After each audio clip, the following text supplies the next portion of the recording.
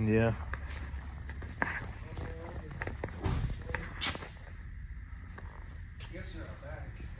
Yeah, they're looking at the radiator on the dead truck to see if it'll fit this one. Oh, yeah.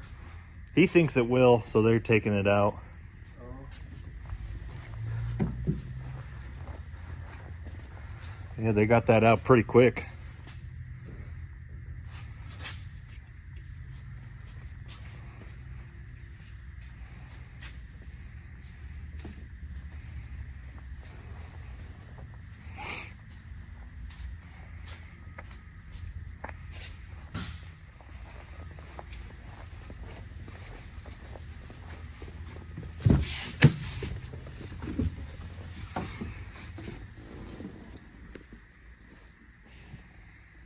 Looks pretty good, huh?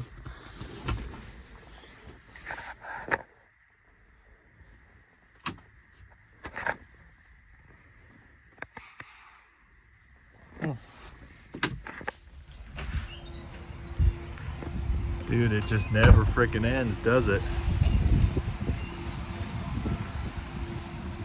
It's been raining pretty hard here the last few days. Oh, there's a rainbow, look at that. Wow, that's actually kind of cool. There's a Lucky Charms over there or something. Oh man.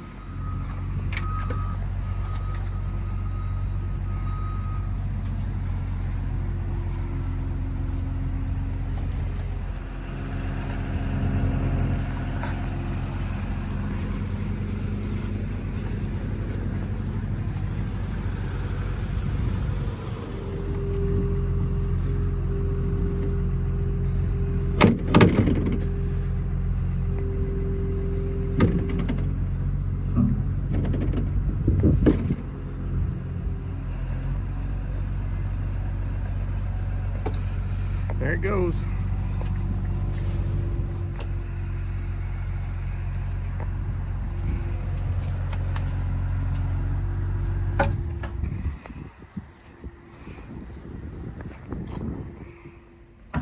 Yes, you guys did see that right. So we had a radiator crack in one of my baby blue day cabs, and fortunately it was the one that was coming off of my one that had a PACCAR engine, and my dead truck also has a PACCAR engine, so we saved ourselves about $2,000 on a radiator by pulling it off of that dead truck.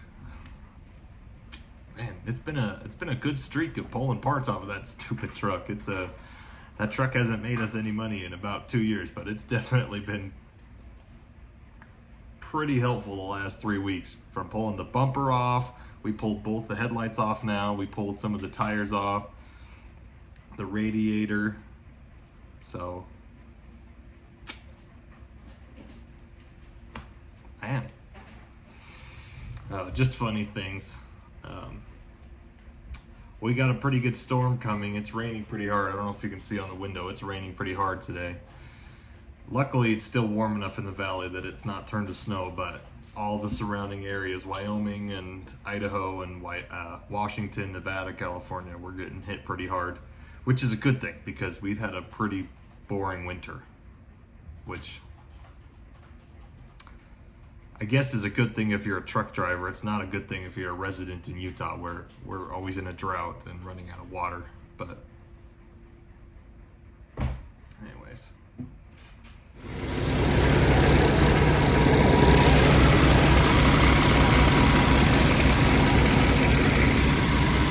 That looks good.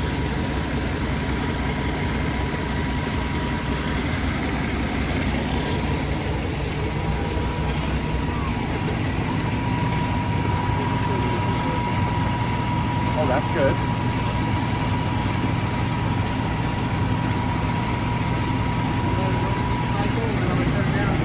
Do you think it's... Oh yeah, I guess you gotta get it to 10.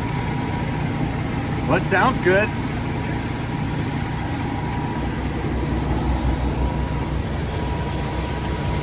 That radiator hasn't been used in 3 years.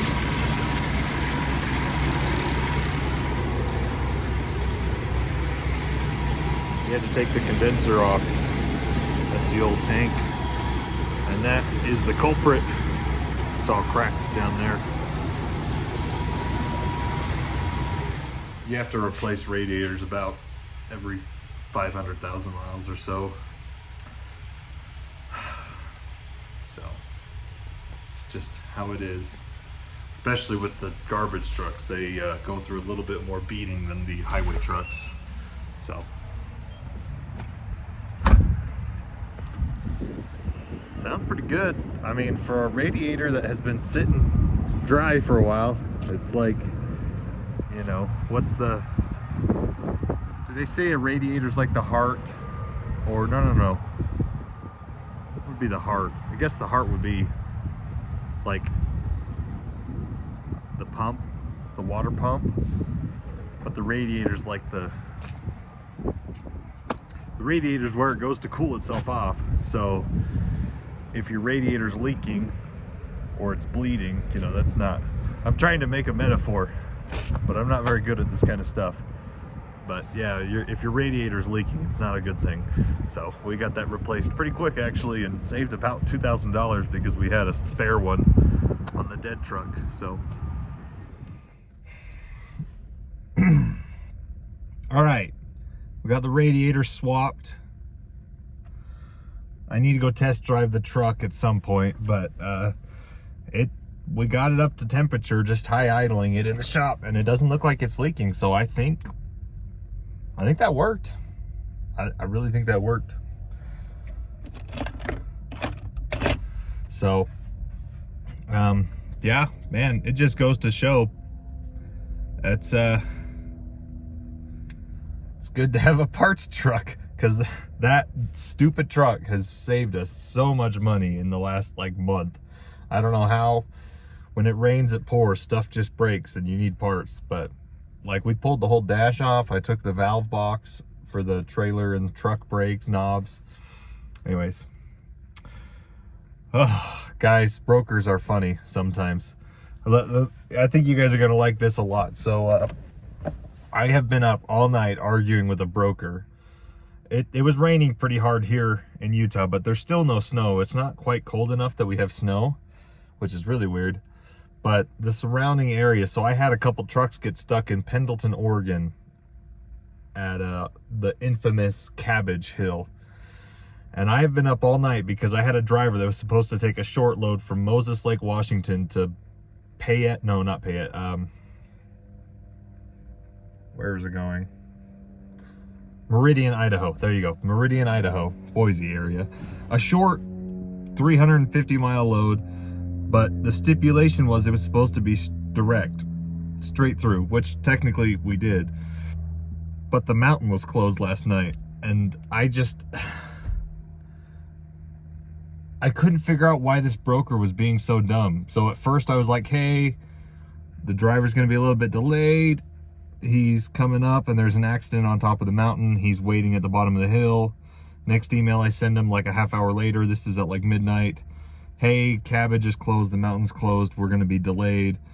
Currently, they're not letting anyone past. 2 a.m. I sent another email that says chain laws are up. Driver's going to go slow, but he is still on his way.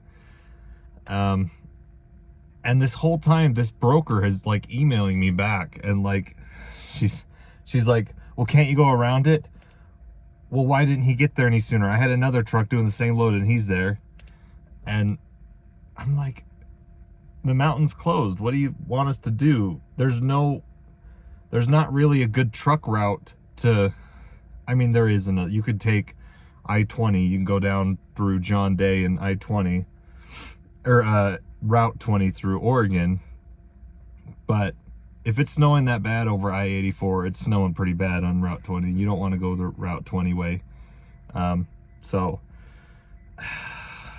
anyways, there's not really a feasible way without adding another 100-something miles to the trip and delaying him even more. But I kept arguing with her, and I'm like, why is she having such a hard time understanding that there's no other way to get there, really? And then I looked at her emails, and it says Miami, Florida brokerage.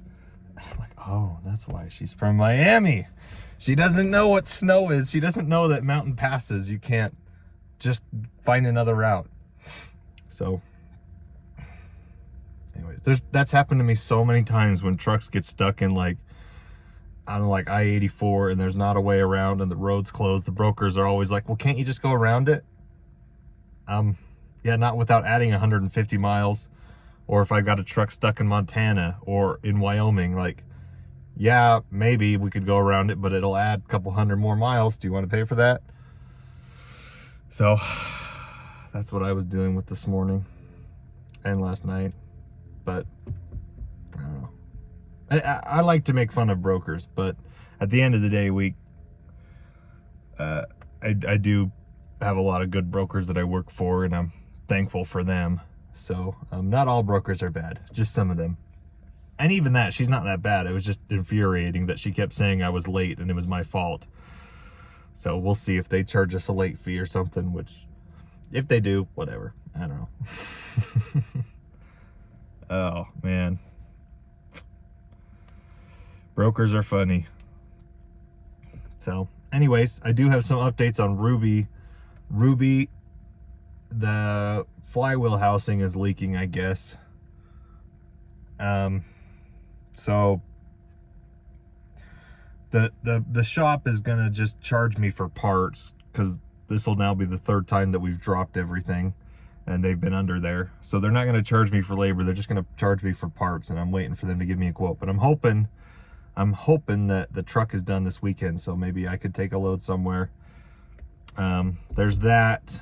And tomorrow, my brand new 2024 white Peterbilt's gonna be here. So maybe I'll take it and show you guys. I flew a driver out to St. Louis. That's where he picked it up. And he'll be home. I'm gonna go deliver it for him because he basically rushed it home.